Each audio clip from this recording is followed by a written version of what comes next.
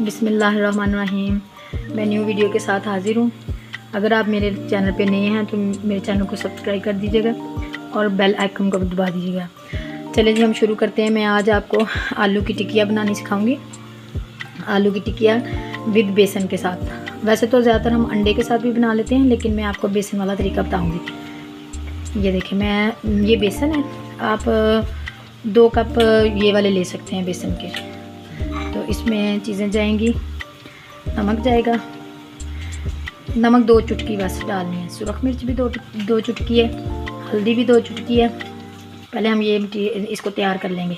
ज़ीरा साबुत ही मैंने डाल दिया इसमें, अच्छा लगता है ज़ीरा। चाट मसाला थोड़ा सा 2 चुटकी, और ये सूखी मेथी का तकरीबन आप ½ चम्मच ले लें, ठीक है। ये इसको अच्छे से हम मिक्स करेंगे।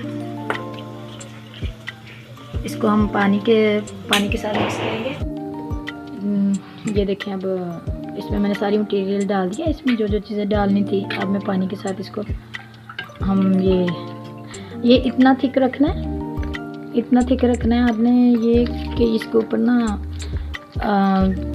पेस्ट के ऊपर अच्छा सा टिक्कियों के ऊपर लग जाए। ज़्यादा आपने इसको पतला भी नहीं करना और ज़्यादा इसको गाढ़ा भी नहीं रहने देना। ये देखिए, मैं आपको करके दिखा रही हूँ। तो ये मैं आज सरसों के तेल में आपको बनानी सिखाऊंगी। ये कटलेट्स कह लें इनको, आलू की। चिकन भी आप ऐड कर सकते हैं, लेकिन मैंने अभी स्किप कर दिया, चिकन मैंने नहीं डाला। तो आप इस तरह ट्राई करिएगा, इंशाल्लाह आपको खाने में मज़ा आएगा। ये थोड़ा सा हम इसको पतला करते हैं। चलें जी, ये बन रहा है इस तरह ही। आपने इसको ऐसी इसकी लुक होनी चाहिए। मैंने इसमें हल्दी भी डाली है, हल्दी का भी कलर इसमें बहुत अच्छा आता है। ये देखें, इतना थिक होना चाहिए, ठीक है। मैं फिर आपको इसकी हम टिक्कियाँ बना लेंगे, तो फिर मैं आपको फ्राई करके दिखाऊंगी। ये देखिए, हमने तैयार कर ली टिक्कियाँ। तो मैं इनको अब ऑयल के साथ, सरसों के ऑयल के साथ मैं आपको फ्राई करना बताऊंगी। ये हमने सरसों का तेल इसमें डाल दिया। आप यकीन माने, इसमें आप फ्राई किया करें। ये तो हेल्थ के लिए भी बहुत ही फ़ायदेमंद होती हैं, और इंशाल्लाह बनेंगी भी बहुत ज़बरदस्त।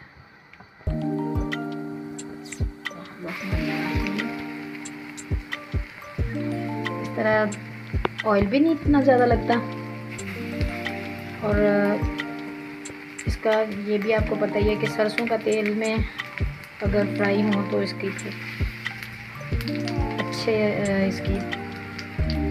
सही रहता है। इसका ना हेल्थ के लिए अच्छी रहती है। हम एक बार में 4 भी डाल सकते हैं इस पर।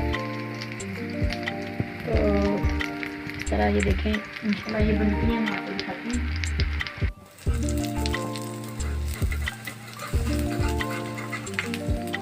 बस ये इतना ऑयल यूज़ भी नहीं होता है इसमें ना, थोड़ा ही ऑयल इसमें यूज़ होता है। ये देखें, पक भी बहुत अच्छी जाती हैं, और ये खाने में भी टेस्टी होती हैं, मज़ा आता है इनका। मुझे तो अंडे से ज़्यादा ये अच्छी लगती हैं। आप ये भी ट्राई करिएगा इस तरह बनानी, तो बहुत अच्छी बनती हैं ये।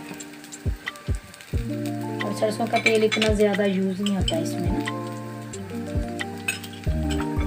तो इंशाल्लाह मैं आपको दिखाती हूँ ये फाइनल बनती हैं। तो ये देखें, ये अब रेडी है हमारी। बहुत प्यारी बनी है माशाल्लाह से। और देखें, मैंने तकरीबन 1 चम्मच या 1.5 चम्मच मैंने यूज़ किया था ऑयल का। तो देखें, अब ये ऑब्जर्व हो गया इसके अंदर, ज़्यादा ऑयल लगता नहीं है। ये देखें, अब हमारी फाइनली तैयार है ये। तो आप ये रमज़ान में तो ज़रूर ट्राई करिएगा। रमज़ान में ये लाइट वेट भी है खाने को, तो इंशाल्लाह ना आपको ये हेल्थी भी नहीं है इतनी। तो रमज़ान में आपको बहुत मज़ा आएगा ये खा के। ये रेडी है अब हमारी। तो मैंने इसको, ये आलू बुखारे की चटनी है, मैं इंशाल्लाह ये भी आपके साथ डिस्कस करूँगी, बनानी सिखाऊंगी आपको। इसके साथ भी बहुत ये टेस्टी लगती है। और अगर सब्ज़ धनिया वाली चटनी, दही वाली, उसके साथ भी मैंने वो भी बनानी थी, लेकिन आज मेरे पास धनिया नहीं था। तो आप उसके साथ भी ट्राई करिएगा, ये बहुत अच्छी लगती हैं। तो चलें जी, ठीक है, मुझे अब इजाज़त दें। मैं इंशाल्लाह नई वीडियो के साथ फिर हाज़िर होंगी। तो आप प्लीज़ ज़रूर लाइक और सब्सक्राइब कर दीजिए करें, तो इससे मेरी हौसला अफजाई होती है। तो ये रमज़ान में ज़रूर ट्राई करिएगा। अल्लाह।